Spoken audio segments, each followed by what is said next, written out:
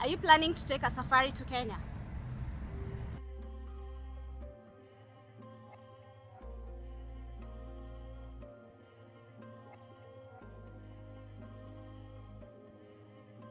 You are probably familiar with this country for its beautiful and vast sandy beaches, incredible forests, diverse cultures, wildlife, and wonderful people. This is the place where traditions and culture are infused in the daily lives of Kenyans.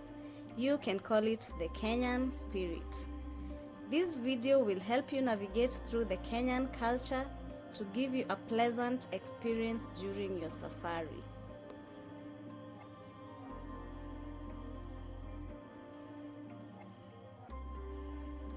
In Kenya, the supply voltage is 240, and most Kenyan sockets support Type C and G adapters. If you use Type A and B, I would suggest you buy an international travel adapter which supports Type A, B, C, and G. It is important to look at the charger's power voltage it can handle. Most of them are indicated at the side or at the back of the charger. For example, if it says input AC 100 to 240 volts, then your charger can work perfectly in Kenya. You may need to expect frequent power outages and limited access to electricity in certain areas of Kenya. I suggest packing a portable charger if you need to keep your phone battery charged while staying in an area without power or during a blackout. If you're an American traveling to Kenya, you will need to use a plug adapter to fit a US plug into a Kenyan power outlet. As the voltage here is different, you will need to bring a power converter if your device isn't dual voltage, and ensure that it's 50 Hz power outlet. If you want to bring USB devices such as tablets, then a USB travel power adapter is recommended, and it should be low voltage. However, ensure that you choose a USB travel adapter which includes a Type G adapter. In Kenya, there is Wi-Fi in nearly every hotel, cafe, restaurant, bars, and even in some buses. You can find Wi-Fi in different locations, so you can stay connected from spot to spot. Wi-Fi is fast and you can be able to upload videos without glitches. However, if you want to stay connected to the internet for 24 hours, consider buying a SIM card at any convenience store. They go for as little as $1 per SIM card, and registration is done as you wait. Kenya has basically 3 mobile providers, namely Safaricom, Airtel, and Telcom. They all have relatively cheap internet rates to suit your every need. These SIM cards are really easy to install in any type of phone.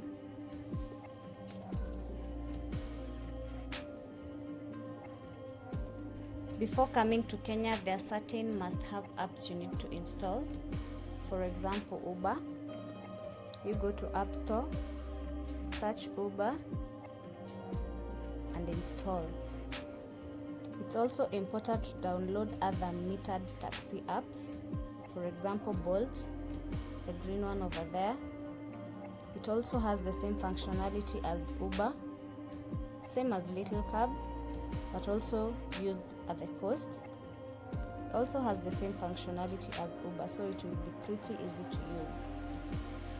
If you want to visit other cities, other towns, for example Nakuru, you will need to download Swahili. That is the cab that is used there. So you go to App Store, you search Swahili and install.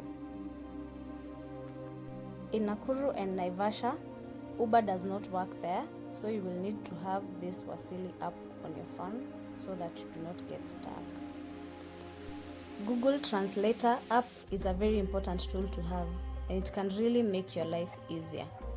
You can actually download languages for offline use. Try it out before your trip to familiarize yourself with it. Google Maps is another very important app to have. We don't want you getting lost, do we? It will make your navigation very easy during your safari. More so, you can download maps when you're on Wi-Fi to use when you visit those places without internet connections. When it comes to accommodation, there are 3 apps I would recommend. One of them is Airbnb. I know most of you are conversant with Airbnb, but I would not recommend it for hotel bookings. I would recommend it for homestays, especially when you want to change your location from one city to another while you're on your safari. The others is Agoda and Booking.com. Agoda is a very convenient booking app and actually has very good rates compared to Booking.com. So depending on your preference, these 2 apps are the best, but I would advise you to price shop between the 2 to get the best deals. There are very many taxi cabs operating in nearly all towns in Kenya. However, I would advise you to stick to the metered cabs, or should you not get one, you may want to negotiate with the driver beforehand on the price to your particular destination. That way, you might avoid a lot of inconveniences along the way and overpricing. It's important to download WhatsApp and Facebook Messenger on your phone, as these are the 2 major ways locals communicate with each other. What I have realized, among all the other booking apps, Agoda and Booking.com are the best. If you competitively price shop, you will realize that Agoda gives you the best deals compared to the other competitors. It has the craziest price discounts imaginable, and what's more, Agoda gives booking reward credits which can come in handy when booking rooms back to back over a period of time. Like in this case, this particular hotel room goes for $140 in Agoda, but the same priced at $190 equivalent at Booking.com. A $50 difference. Airbnb is another heavyweight in Kenya. It's important to use both Airbnb and Agoda for comparable results. It's always wise to compare prices before you decide to pay for your accommodation. You never know, save some money. Google Maps will give you more accurate navigational results with better audio options, so I highly recommend this. Also, it can work offline. All you have to do is download maps while you're on Wi-Fi.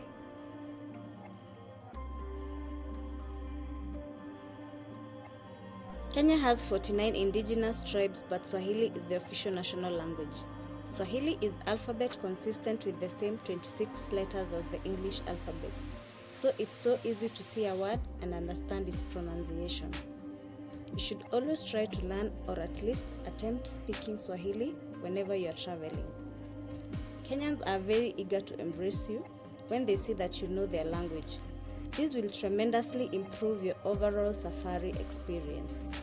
Well, I know you might not be very fluent in Swahili when you come here, but the locals are very patient. They will help you fill in the gaps. But there are certain phrases you must learn. For example, those pertaining to greetings, gratitude, and apologies. For example, for greetings, you say habari yako, and the response will be nzuri sana. Habari yako, meaning how are you? The response will be nzuri sana, meaning I'm doing very well. For apologies, you will say pole sana, meaning I am very sorry. The response will be nishapoa, meaning I have accepted your apology.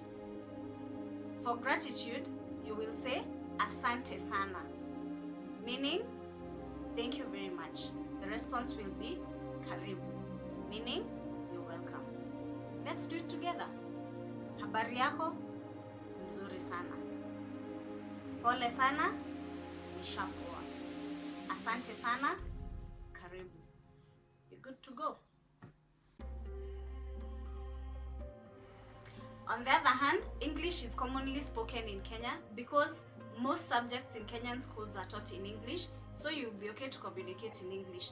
Unless you're going deep into the indigenous villages, then you'll be okay to communicate in English.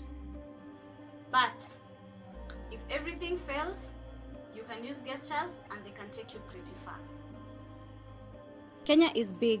It's approximately 224,000 square miles with over 52 million calling this place home. With that comes a lot of traffic, especially in major towns.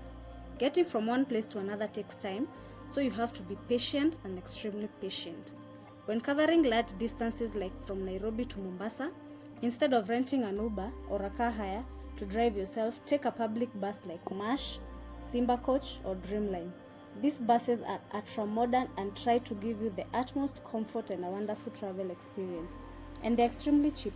For as low as $10 from Nairobi to Mombasa through the world's renowned Tsavo National Park, you may actually enjoy the bus ride while sampling the rich scenery along the way.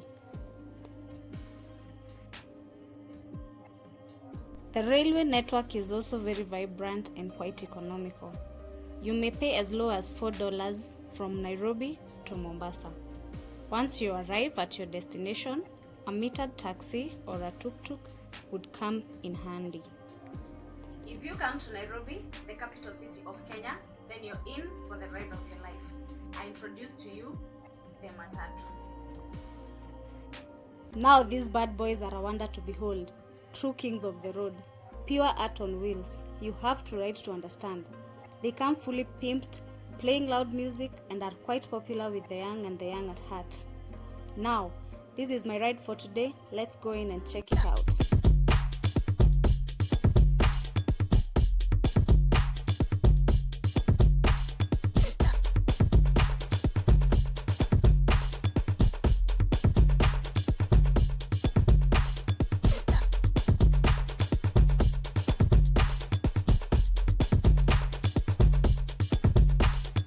That was an amazing ride.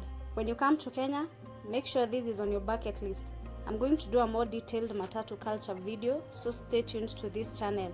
If you've not subscribed, please hit that subscribe button, the red button over there, give the video a thumbs up and leave me a comment.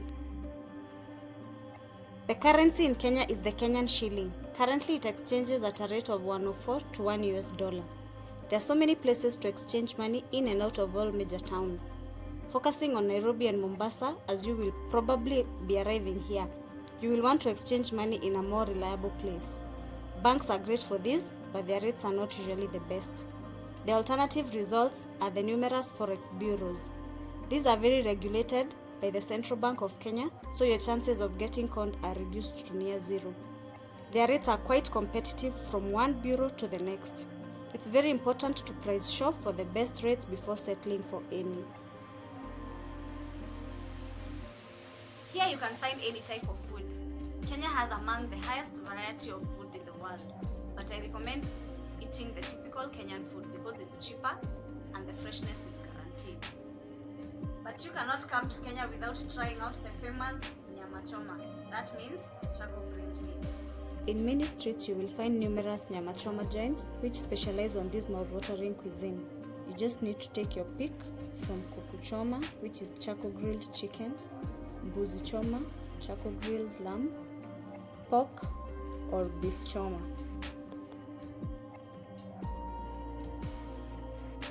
There is a variety of cuts placed on the charcoal grill for you to choose from.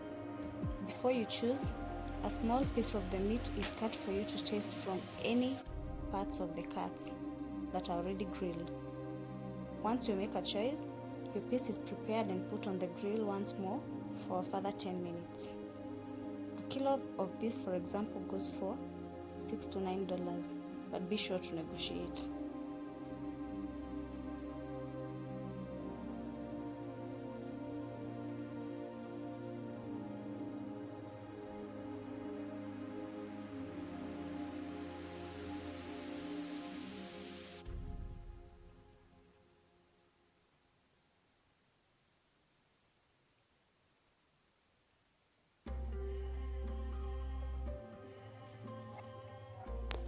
Now the choma is ready, you may enjoy.